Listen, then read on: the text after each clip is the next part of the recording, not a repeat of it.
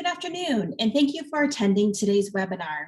My name is Jennifer Cooley, and I am the Education and Outreach Manager for the State Historical Museum. During 2021, the State Historical Society is commemorating the upcoming 175th anniversary of Iowa's statehood. The Iowa History 101 webinar series, which focuses on the past lives of Iowans, continues on the second and fourth Thursdays throughout the year. You can learn more about this series and all of our programs on our website at iowaculture.gov. Please remember to sign up for each webinar you would like to attend, and don't worry if you can't watch live. All presentations will be recorded. Today, we will learn about the history and heritage of Iowa's beloved county fairs. A few housekeeping points before I introduce our speaker. Everyone came into this webinar on mute with cameras off. Closed captions are available by clicking the closed caption button on your screen. The webinar is being recorded and will be placed on the Iowa Culture page of YouTube in a few days. I have disabled the chat function, but if you have any questions, please type them into the Q&A feature throughout the webinar. My colleague Matt Beyer is watching that feature and will prepare a list of questions for the speaker at the end of the presentation, but please note we may not be able to get to all of the questions. Now I'm pleased to introduce our speaker, State Curator Leo Landis. Leo has his Bachelor's of Science in History from Iowa State University and a Master's of Arts in Historical Administration from Eastern Illinois University. He has completed all but his dissertation towards a PhD in history from Iowa State. His museum experience includes time at Living History Farms in Urbandale, Conner Prairie in Fishers, Indiana, and 8 years as curator at Henry Ford Museum and Greenfield Village in Dearborn, Michigan. He has also worked as curator and director of education at Salisbury House in Des Moines. And now I'm happy to turn it over to Leo to begin the webinar. Well, thank you, Jennifer, and thank you to everyone joining us today and anyone who's watching this in the future. Really appreciate you tuning in and hearing what we're doing at the State Historical Museum of Iowa in this, our 175th year of statehood for Iowa. And as Jennifer mentioned, we're going to talk about Iowa's county fairs today. We'll start by talking about the history of agricultural societies, and that's really the foundation for our county fair system, was this movement to have agricultural societies that starts around 1800. And then we'll talk about Iowa county fairs past and present, then fairs in times of disruption, and then finally my colleagues here in Des Moines and in Iowa City really do great work in helping me prepare these. So have some nice posters and other materials connected to the collections in our research center. So that'll be our program for today, and here we go. So the gentleman you're seeing on your left is Elkanah Watson. He was a native of Massachusetts, if I remember right, then lived in New York State for a number of years, and then around 1805 moves back to Massachusetts, where he raises merino sheep. They're a really nice wool sheep. We hear about merino wool socks and things today. He was an early raiser of merino sheep. And so in 1810, he has a cattle show. I see I'm missing an opening quote in front of cattle. And the reason why I wanted cattle show in quotes is because when you're reading these things in the 1800s, especially pre-1875 or so, cattle meant all four-legged animals. So sheep are cattle, hogs are cattle, bovine are cattle. And the cattle show that he had was to promote his merino sheep. And the term that was often used in describing what we think of cattle today, or cows and bulls, those were neat cattle, N-E-A-T, neat cattle. So that's why his 1810 show in Pittsfield, Massachusetts was a cattle show. And then in 1811, he does organize the Berkshire Agricultural Society in Pittsfield. And so he's really the first person to put forward this idea of a county fair and agricultural societies to promote improved farming techniques. And as these societies develop in the 18 teens and 1820s, the idea of what is being promoted at these shows embraces what is important to the nation, but especially rural people in the nation, and to a degree, industrial manufacturers as well. And that's a trend that continues today in county fairs, and also is part of our state fair, of course. But we're going to focus on county fairs, as we said. So just an example, talking about how things are developing in the 18 teens, here is a little notice from the Hartford newspaper, the Connecticut Current today, the Hartford Current, that's talking about their agricultural society. And it lists, and it's in the second half of the right column, a series of toasts that were given. I won't read all of these, but I'll just highlight the topics that they were promoting. So the first toast was given to agricultural societies. They are restoring to the lords of the earth their rightful influence and sovereignty.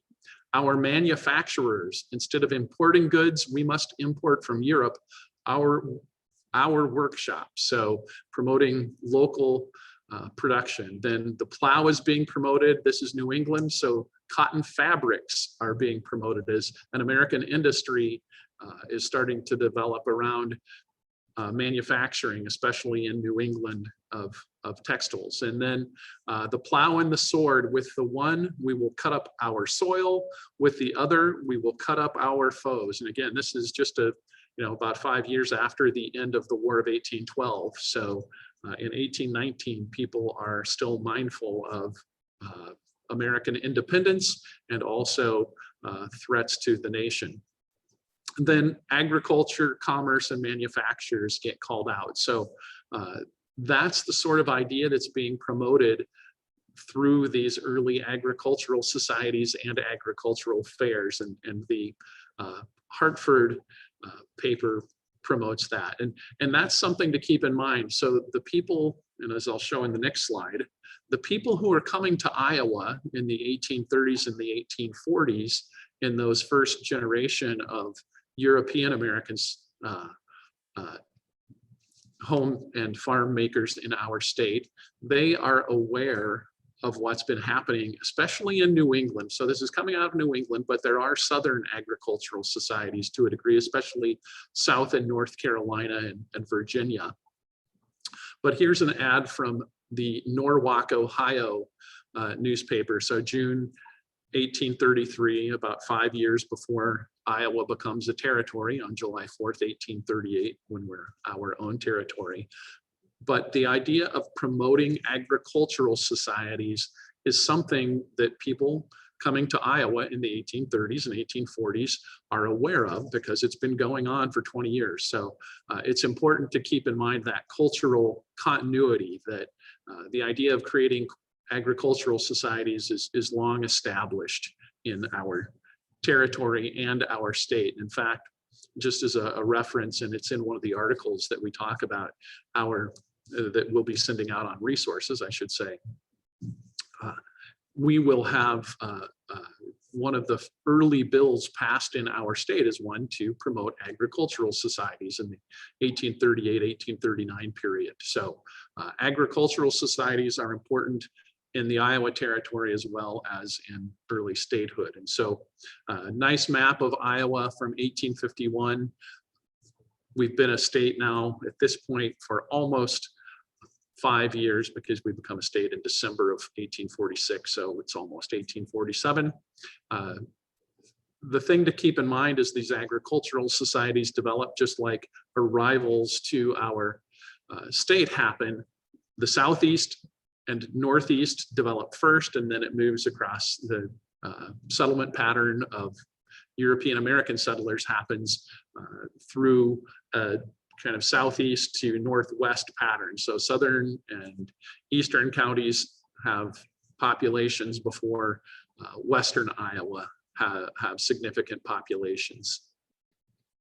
And so as this is happening, you see things, as I said, with agricultural societies being established. And these are clubs, and they fit within the whole idea of reform movements. I mentioned that in our state fair talk last year, talking about agricultural societies. These are clubs almost exclusively of men. And it is something, again, that's reinforcing the cultural values of rural America. And because most of the United States is rural at this time, it's the majority culture. So it may not just be farmers, it may be physicians or merchants or other people who are joining these agricultural societies in the 1850s in Iowa. So you can see in this note about the Louisa County Agricultural Society from the Burlington, Iowa paper of 1850, that there's a doctor involved, that the chair is a lawyer. When you see Merritt Jameson in that first column about halfway down, Merritt Jameson Esquire, that means he's a lawyer. So these agricultural society members tend to be the more prosperous and more wealthy members of the community and of the farm community. So really interesting to see. And I'll reference that a little bit more as we move across the state. But they have constitutions and they have bylaws. So they truly are clubs. And they do intend to hold annual fairs. That's part of the Constitution in Article 7 on the right side, top column.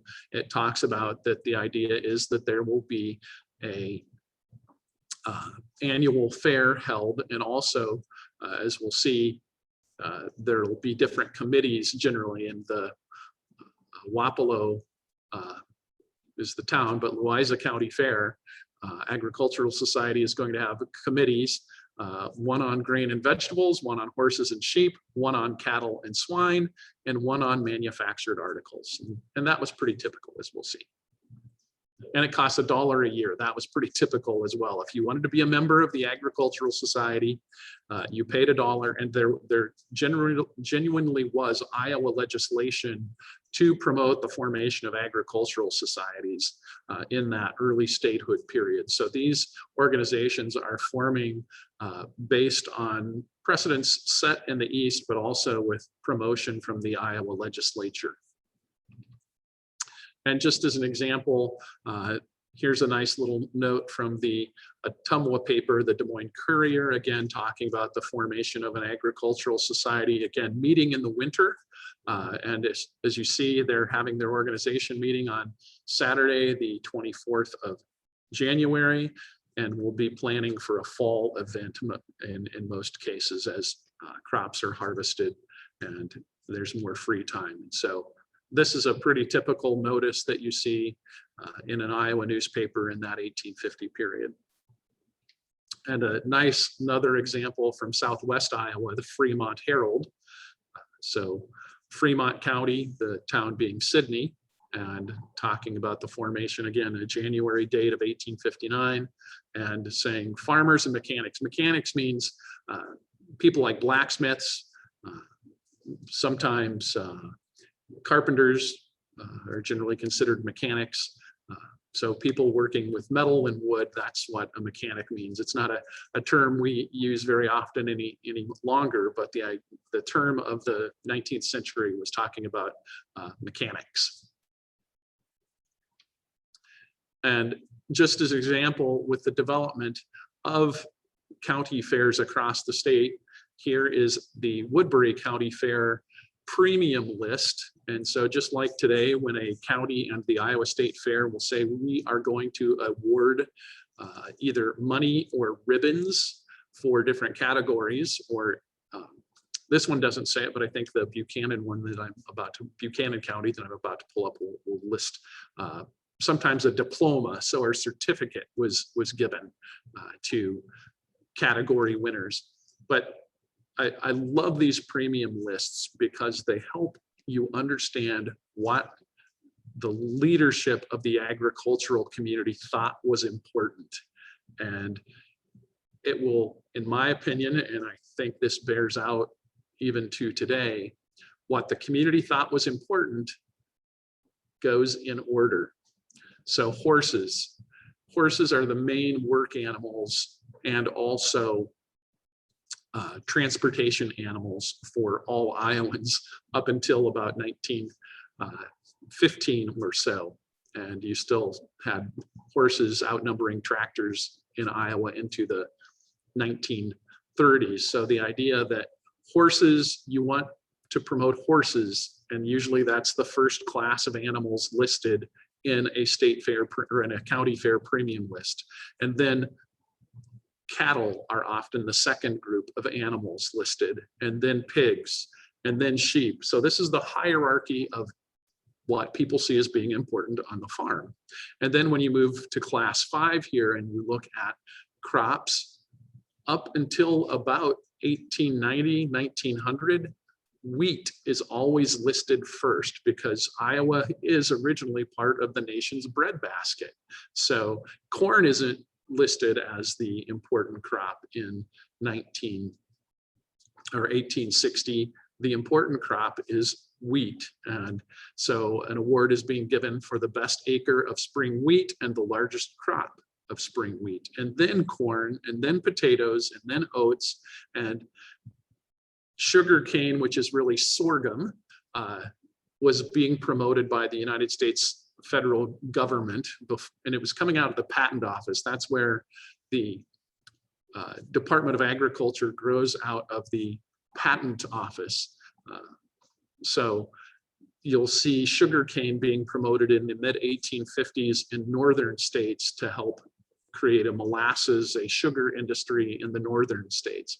Then class 6, you move to garden vegetables, class 7, dairy. Class number 8 is what would be considered part of the domestic arts. So you do see things being promoted in the arts category. And so a best oil painting, a best crayon painting, and a best watercolor painting. So just like we have arts today at state and county fairs, that goes back to the 1860 wanting to promote more cultured tastes. And then in class 9, you get more practical things like the best bed quilt, the second best bed quilt, then the best pair of pants or pantaloons, the best worsted embroidery, the best knit stockings, the best rag carpet, the best rug, the best gents shirt. And then you move into manufacturing. So boots and shoes are up there. And then you see sorghum syrup.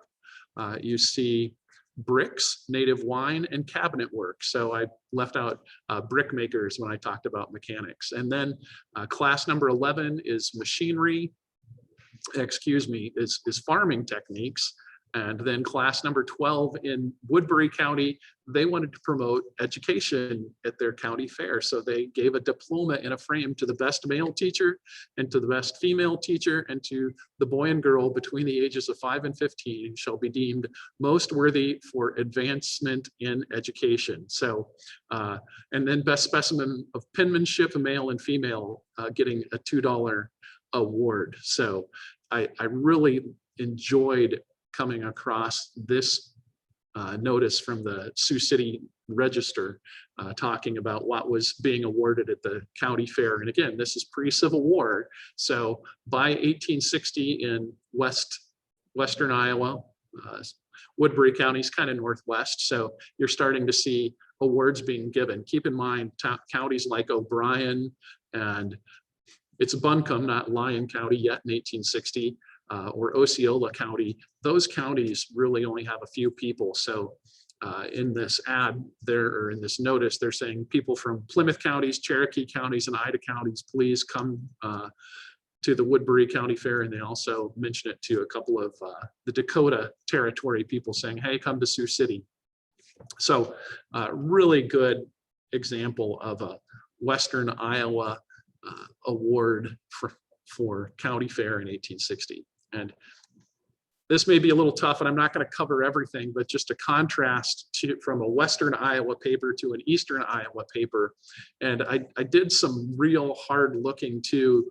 I'm not going to bore you with the research graph I did, but I looked at all the people who were part of the committees on giving awards for the Buchanan County. So this is Independence Iowa, in between Waterloo and Dubuque, if you don't know Iowa geography quite as well. So that's where this county is located, is up in the northeast part of the state. And their fair is going to be a multiple day fair. It's going to include stallions. So again, horses are first, then horses, then donkeys and mules, then cattle come after work horses. Then Durham cattle are a special breed of cattle, and then Devon cattle are a breed of cattle. And then they talk about native and grade cattle, and knowing that those improved breeds like Durham and Devon, today we think of Durham as shorthorn, by the way, if you care about those sorts of things or you want to look it up. When it says Durham cattle, that's the breed that's shorthorn cattle. And Devons are still around today. But then the native grade cattle is what most people had. And again, a lot of Iowans are still using oxen for work. So it lists bulls and milk cows, but then also lists oxen as a category that's going to be raised. And then we mentioned Elkanah Watson is merino sheep. Iowans were raising merino sheep. You've got long-wooled sheep, swine, native and grade swine, then agricultural products, vegetables. I see I copied vegetables twice, dairy, fruit, flowers, domestic cookery, mechanic arts and farm tools. And so really extensive list of what Eastern Iowa fairs are awarding in 1860 compared to what is being offered in Sioux City. And there's also a plowing match held at this, and that was pretty typical too. And again, these are promoting the best practices in agriculture. We're a new nation. We want to prove that we're doing things scientifically. We want to prove that things are being done systematically, and that we are making our farms better and our households better. And the county fair is the local organization that does this in those agricultural societies better than any other organization. So the Civil War disrupts the state fair or the county fairs to a small degree, but many communities still hold their fairs, but they really do take off then after the Civil War. And the United States Department of Agriculture, formed during the Civil War, created by President Lincoln, then is promoting and doing a inventory of county agricultural societies. So I counted them up. There's going to be, I'll pull some more images across the scene, but based on the USDA survey of 1871, 72, at least 70 of the 99 counties in our state had an agricultural society. And sometimes there will be both a farmers club and an agricultural society. So if you look at the Black Hawk County listing on this page, you see Black Hawk County Agricultural Society and Black Hawk County Farmers Club. And also note, you know, in Benton County, which is Vinton, Iowa, Black Hawk is Waterloo, Cedar Falls. If, again, you don't know your Iowa counties, Black Hawk is Waterloo, Cedar Falls. Benton is Vinton, so kind of up by Cedar Rapids. They've got an agricultural and mechanical society. You move down and you look at Boone County, it's the Agricultural and Horticultural Society. So the state of Iowa had both an agricultural society and a separate horticultural society that were supported by the state. Those are the foundations for what becomes the state fair organization that is still existing today. But just moving through, you know, you'll see Decatur in southern Iowa on this list. You'll see Allamakee, which is our far northwest on the list. And then, of course, you've got things like Cass County, which is west central, but you've got Des Moines County down in the southeast. You have Lee County down in the southeast. You've got Plymouth County in the northwest. I did note that Lyon County doesn't have at least a listed agricultural society in 1872, Lyon County being our farthest northwest county, but Fremont County does. So these agricultural societies really are all over the state by the early 1870s. And in fact, as we said, in 1860, you do see them all over the state. But as more and more people come into Northwest Iowa, you get those places like Plymouth and the northwestern counties having agricultural societies. I see that Sioux doesn't have a county agricultural society listed, nor does O'Brien on this page. And don't see that Dickinson County does either, just looking at Northwest. I'm going to jump back a page and just check on Clay. Clay County does not yet have one in 1872, at least as cataloged there. So again, Northwest Iowa settling just a little bit later with European American immigrants.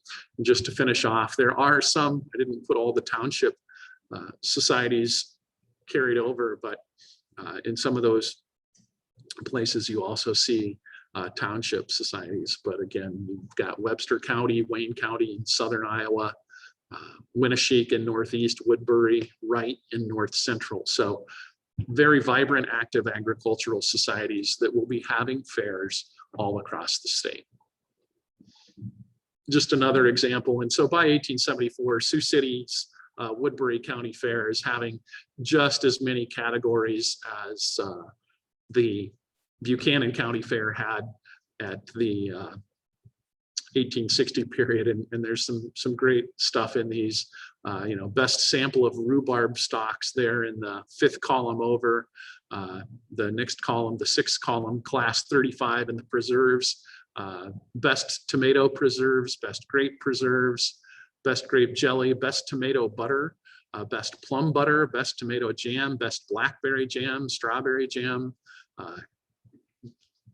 I noticed that one of the pickle award winners, and I think she does show up throughout the award winners, is Mrs. Henry Ford. As far as I know, no relation to the automobile magnate. And by that, he was only about, I think, 8 years old at this time. So he did not live in Iowa, and no connection, but just that kind of fun, a name that jumps out at you when you're looking at something. So this is a pretty typical list, again, of 49 different classes of categories. And again, paintings show up.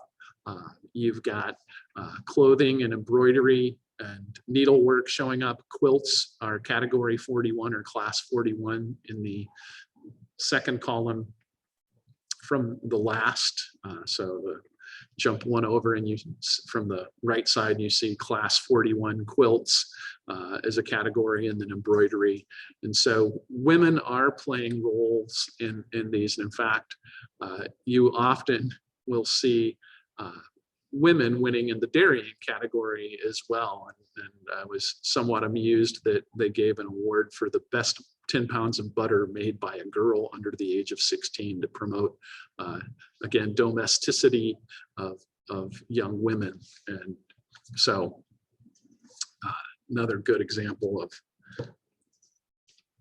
the activities. And so I want to talk a little bit about entertainment, and love this photo. And as I said, my colleagues Becky Plunkett here in Des Moines, Charles Scott, and Mary Bennett in Iowa City, as well as Hang Nguyen and Allison Johnson and Anu Tawari, also in Iowa City, are a big help on anytime I do these programs or when we do exhibits at the State Historical Museum.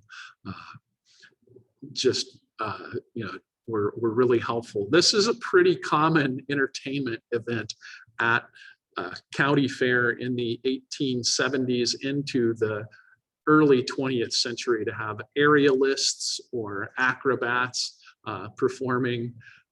I just kind of makes my heart jump, saying, I'm sure they put those poles up probably just a few days before this performance, and that may be a practice, because it's not a real big crowd there, but really talented women. The Alta is the site of the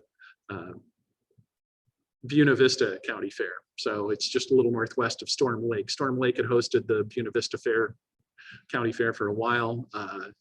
didn't make a go of it. And so the fairgrounds are still in Alta today, just the next town to the northwest of Storm Lake. And we've got some really great, these are photo postcards from about 1910, great photos of the Buena Vista County Fair.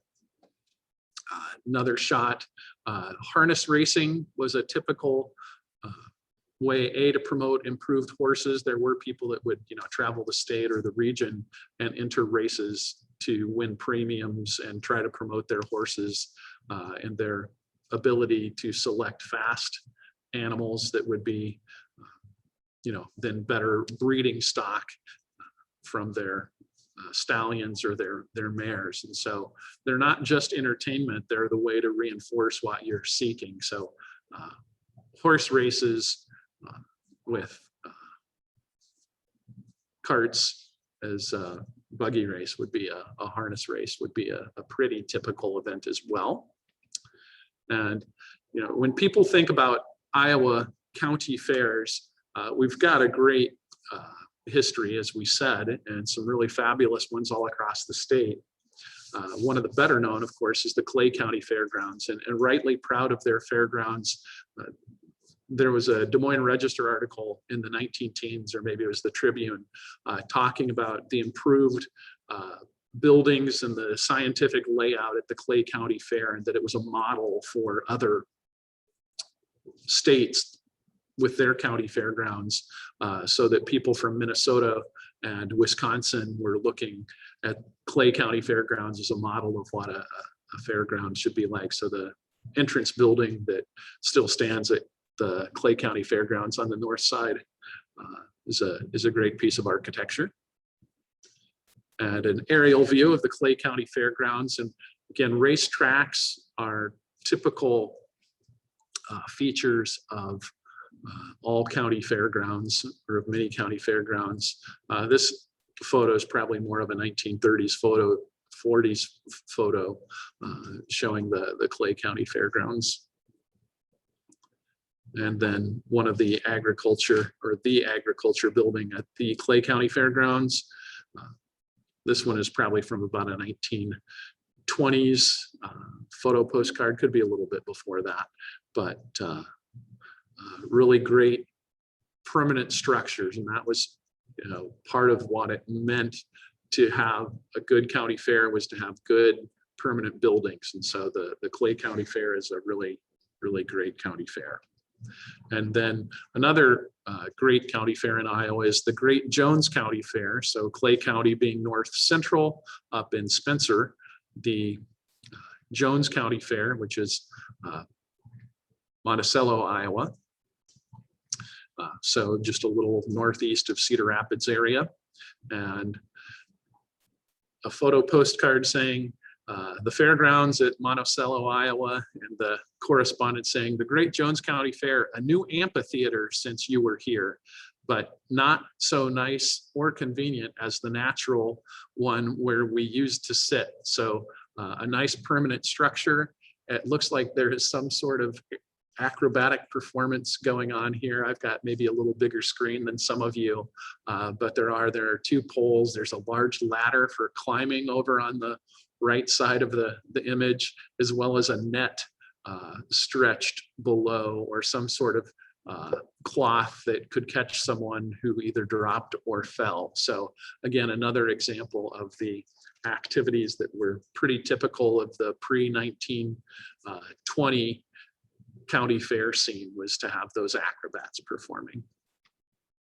And then Montgomery County Fair, so down in Red Oak, again, about 1920 or so. This is a little bit of a curious photo. I'm not sure if it truly is during the fair. You do see crops, it looks like wheat, and there might be some oats mounted on the wall and some corn stalks hanging down. But why you'd have a donkey in a pen, I'm not quite sure. But this is one of the buildings at the Montgomery County Fair. And there are, it actually might be some sort of religious performance that's going to be happening there, or it could be a sideshow too. The note doesn't fully say with this display, but one of the signs says monster den of performing lions, though it's preforming or prefaming lions is the far sign on the right. So nice permanent building down at the Montgomery County Fair in Red Oak, but maybe not a standard fair activity here unless it's some sort of sideshow to represent good moral behavior or something when you're talking about den of performing lions. I should note too, and what's typical, and I didn't use the photos that Becky had for me, but bicycle races are pretty common during county fairs in that 1890 to 1920 period. So on the sign back behind the donkey, it actually does reference a bicycle race at the county fair. So that's a pretty typical entertainment activity as well. And another common activity at county fair events from the 1860s into the early 20th century, so 19 teens, were baseball matches. And I actually think in that shot of the acrobatic performers at the Alta postcard that I showed earlier, there was a baseball game going on, but that's what you see here in this photograph from the Kossuth County Fair about 1900 to 1910 is a baseball game. So we're kind of looking from left field toward second base is the center section of the photograph, and off to the right would be third base. You can kind of make out a little bit of a backstop below the cupola on the grandstand there. If you go down into the just a little left of the or the booth, whatever you want to call that, monitor on the top of the grandstand, that would be the kind of main viewing area. You can make out a backstop there, so that would be home plate. But a lot of spectators there at the county fair in Algona, so north central Iowa, as a nice scene of a common recreational activity taking place at a county fair in the early 20th century. And so wanted to talk a little bit about what happened to county fairs in a period of disruption. Since last year, the Clay County Fair was canceled due to the pandemic, and many county fairs were canceled or downscaled because of the coronavirus pandemic. In 1918, I didn't use any of the 1918 shots or research that I did, but I did look at what was happening in 1918 with the pandemic that took place that fall. And that's the thing to keep in mind, is that most of the events in 1918 were taking place in the summer into September. And the flu pandemic doesn't really kick in Iowa till very late in September. The vector being soldiers coming into Camp Dodge primarily is one of the big vectors to spread influenza in 1918. So really 1918 isn't affected by the war nor by the influenza pandemic. So county fairs were not disrupted in 1918 or 1917, and then the war ended in November of 1918. So no effect really in 1917, 1918 on county fairs. 1940s, so again, just quick recap on war history. Pearl Harbor is bombed December 7th, 1941. So 1941 not affected. 1942, certainly terrible time for American soldiers serving and going overseas, but rationing hadn't fully kicked in to affect entertainment or events. So 1942, 1943, many communities still have fairs. And in fact, you see the Clay County Fair says they have a record crowd in 1943. So, you know, we are in the heart of World War II in 1943 and trying to maintain a degree of normal behavior and promote agriculture through the war period. And a lot of this is connected to livestock and 4-H. You do see the fairs being held that way. So Clay County Fair happens in 1943. It was canceled in 1944, but still plenty of fairs happening in 1944.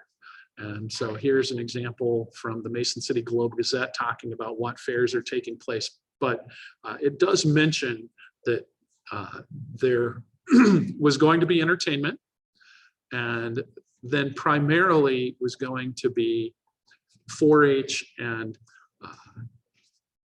youth displays. So it wasn't going to be the farm families bringing in their livestock. It would be young adults, high school age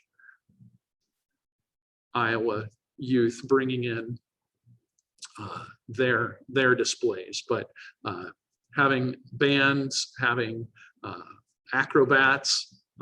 This is 1944, so still seeing that being part of what's happening. And so you see on this list, Cerro Gordo County, Butler County, Fayette County, Franklin County, Hamilton, Howard, Kossuth, Mitchell, Winneshiek, Worth, Wright. Always say Bremer County wrong, so apologies if I mispronounce that one. Emmett, Hancock, Humboldt, Palo Alto, and then the next are Minnesota fairs, so Faribault, Freeborn, Muller, actually Blackhawk and Chickasaw. And Chickasaw, it mentions that there will be no fair this year in Chickasaw County. So, and that Blackhawk County is hosting the state 4-H exposition. So a nice reference to activities still taking place during World War II, but scaled down significantly. And the Register earlier that year, the Tribune had covered saying, there'd been around 80 fairs in 1933 or 1943, that number would be cut back in 1944 from what Lloyd Cunningham, the secretary of the Iowa State Fair Board, had seen. And so that there were only going to be about 60 county fairs in Iowa in 1944. So 1944, 1945, many fairs are canceled. And what is striking about this, and there was a reference even on this page, is, this is about 22 days after the invasion at Normandy. So we're just a little after D-Day with the Allied invasion of France. And so things are looking up in 1944. There certainly was a lot of positive news at the time this is happening, but because of the planning, you didn't see as many county fairs in 1944 as you would have in 1943. And so after the war, life returns a little back to normal. This is a poster out of our Iowa City collection. And we'll just spend a few minutes talking about some of the great collections we have in Des Moines and Iowa City. Again, grateful to my colleagues in those two research centers. This is the All Iowa Fair. Cedar Rapids, Lynn County had Central City as the site of the fairgrounds, but also then Cedar Rapids sponsored their own All Iowa Fair. And it connected to, there was a national plowing competition going back to those ideas that, as I said, went back to the 1860s where you'd have plowing competitions. Now we're talking about tractors, and Iowa would often host the national plowing match, though they were still doing horses as well, even into the 40s and 50s at some of these plowing matches. So a furrow is the section of ground that gets plowed. You'll have the ground that hasn't been plowed, and then what you're just cutting with a plow, that's the furrow. So again, promoting beauty and poise, intelligence, and personality for teenage girls 16 through 21 from rural Iowa, and that you had a chance to win a trip for a dream weekend in Chicago, including mother and dad. So really good poster from essentially a county fair, though again, Cedar Rapids was trying to promote the All Iowa Fair as something for all Iowans, but primarily Northeastern Iowans. Going to that, and just to state, there was also a Lynn County Fair held in Central City. And then a couple of good examples of some probably 60s and 70s posters, one from Guthrie County, so just a little west of Des Moines, and then Cedar County, just a little east of Iowa City. And that's Tipton is where I think is Tipton. I know Tipton is the county seat, and I believe the county fairgrounds are there. Promoting traditional agriculture on the Guthrie County sign, then the auto stock car races doesn't look like a race and is being depicted there.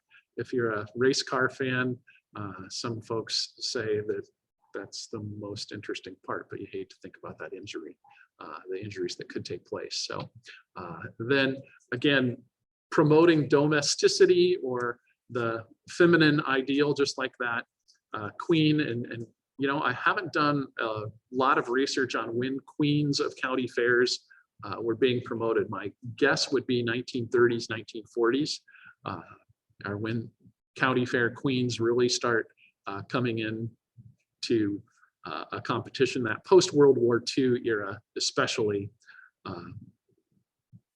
would be when they really became prominent. But a lovely, what could be a pink frosted angel food cake there on the left, with the Johnson County 4-H Fair. Again, that looks like a 1950s poster. Then a 1970s poster from the Cedar County Fair in there. You've got Tipton is the location, so was right on that. And then should have moved this one up a little earlier because this is a 1920s poster by my and I think they're both the same year. Looking at the date run, they're just different poster styles. But Keokuk County, Watcheer, Iowa, excuse me, I'm going to clear my throat and I'll mute that so you don't have to hear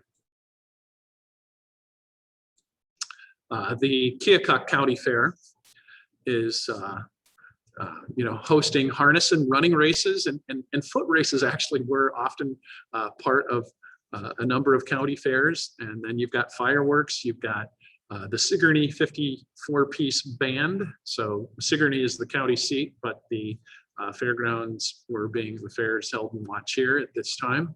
And then a 4-H pageant and Farm Union Ladies Home Talent Wednesday night, and singing on the other poster. So again, speculating this is 1920s based on the fact that automobiles are being driven and that 4-H is being promoted. It could be 1930s as well. Late 20s, early 1930s would be my guess on when these two posters are being created.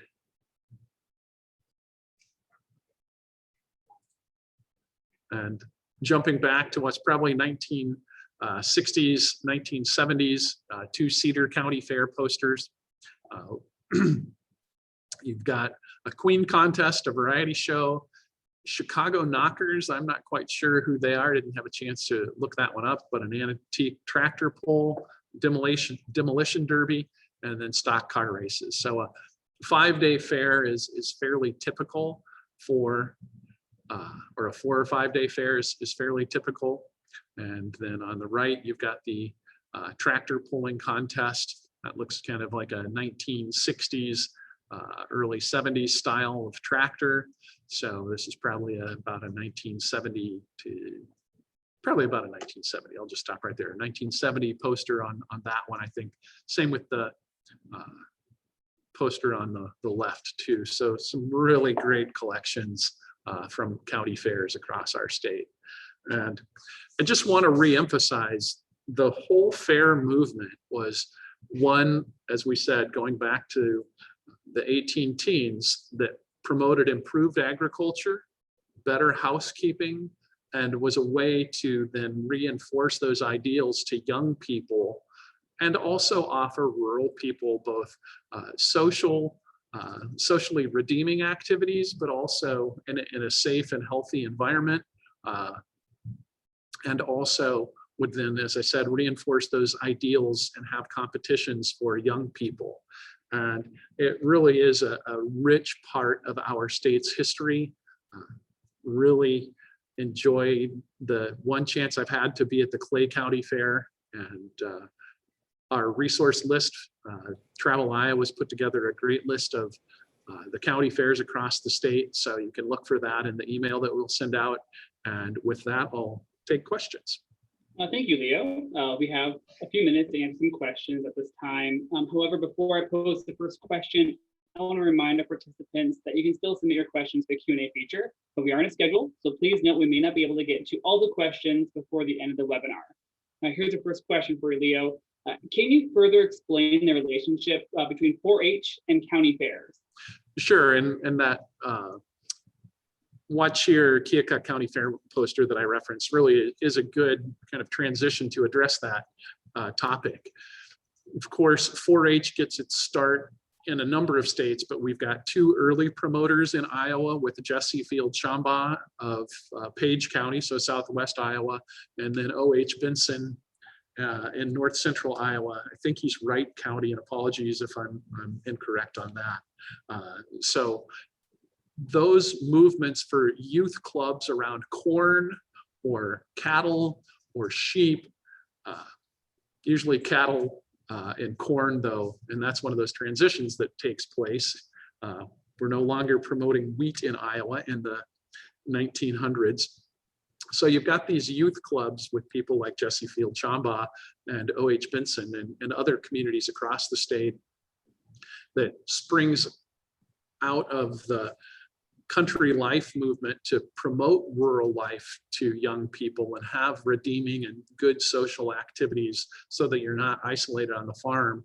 And then 4-H really gets connected to the county fair movement in the 1920s, where you don't have to be a 4-H member to go through the county fair system to then go to the state fair, but with a national and statewide 4-H movement connected to Iowa State College in the 1920s, as Iowa State University was known, and then Iowa State University today.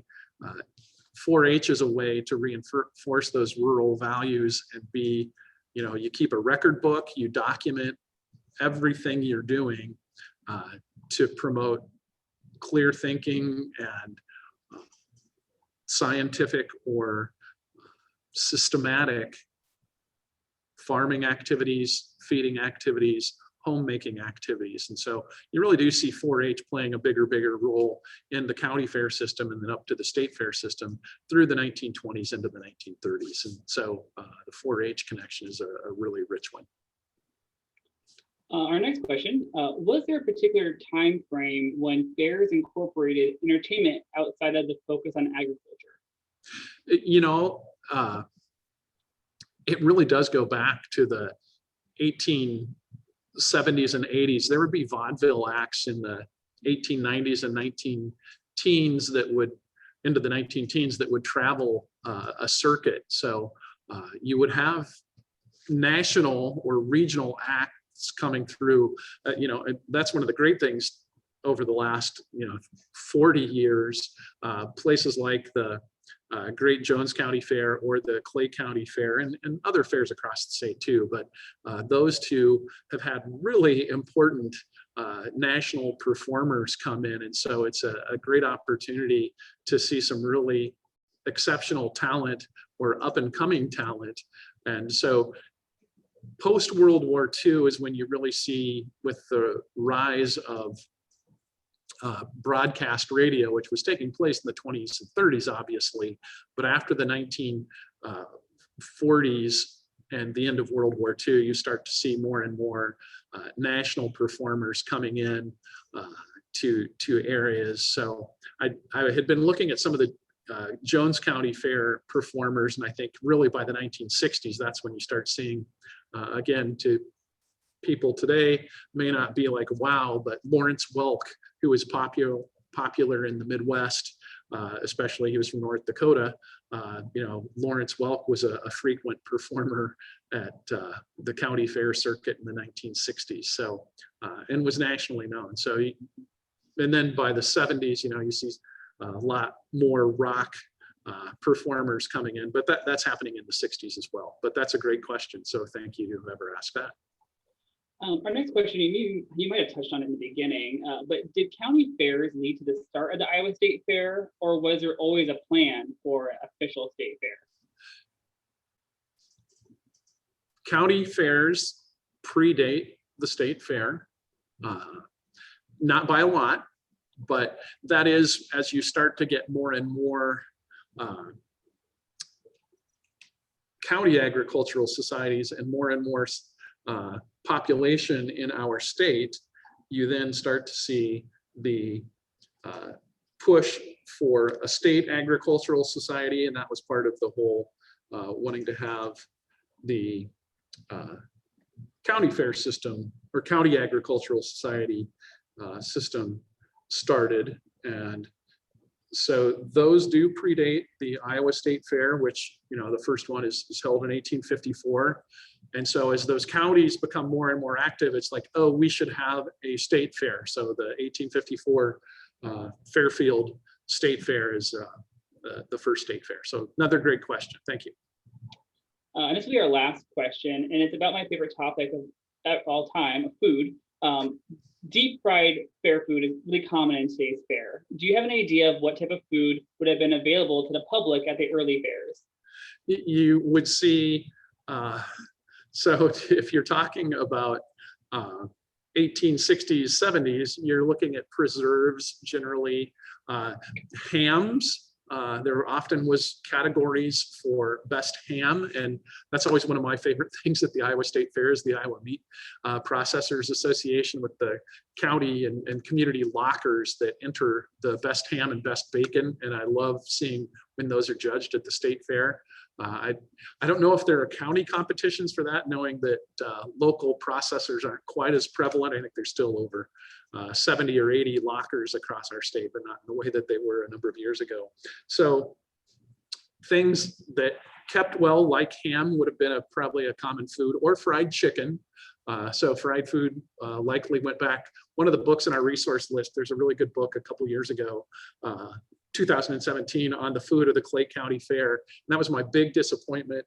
The time I was at the Clay County Fair, the potato donut booth was really slammed, and so I wasn't able to get potato donuts at the Clay County Fair. That's one of the things on my checklist to get back to do, is have some potato donuts there. And donuts are things, again, as a fried food to keep well. So donuts, it wouldn't surprise me if those have been around for a long time. And for that answer, that's all the time we have for today's program, but I think we can all agree this has been a very informative lunch. And I'm hungry now from talking about all that food. Also, thank you to everyone for joining us today. We hope everyone will sign up the Iowa History 101 webinars that take place on the second and fourth Thursdays throughout the year. Many great stories from Iowa's past to tell in the upcoming months. Now, for more info at iowaculture.gov. This webinar and past presentations are available on our website as well. And while you're there, you can look into some of our other fantastic digital programs, such as the Goldie's Kids Club activities for young historians, or watch video recordings of the Iowa Story series, which is hosted by our Iowa City branch. Thank you all again for joining us today, and have a great afternoon. We look forward to virtually seeing you here again Thursday, July 8th for our next Iowa History 101 webinar. Thanks, everyone.